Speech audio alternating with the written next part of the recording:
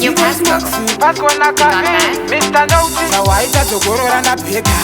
ndaona senge zvekutamba zveka pressure raputika setieka zvanhasi ndinopecha kuti handinokureka kana takufara usasara kana takufara usarara nyatsotamba iwewe usanyara pari papuresha tinorapa vanorwara kana takufara usasara kana takufara usanyara tutudza doro rakazara kana ukatakwa ndokupusha mugwara tamba msikana ane mabody you have to make them say oh my god the way you are shake your body mafesi vakukutsoma vari kuti wazodi ramba uchitambisa chiuno uya haimone kune pressure kuno muzika wazunzwa kuno kana mafanzi vari kudedzera pulo kana takufara usasara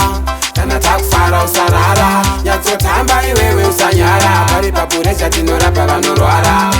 kana takufara usasara kana takufara usanyara tutudza doro rakazara kana ukatakwa ndokupusha mugwara zvawaita dzogorora ndapeka ndaona senge zvekutamba zveka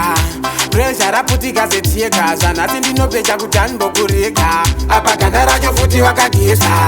vavhesi vese vakukuzesa hanzi uyu vanocheka seresa ndive waita vese vasimudze muresa kana takufara usasara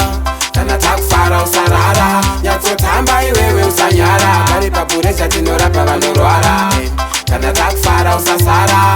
kana takufara usanyara tutudza doro rakazara kana ukatakwa ndokupusha mugwara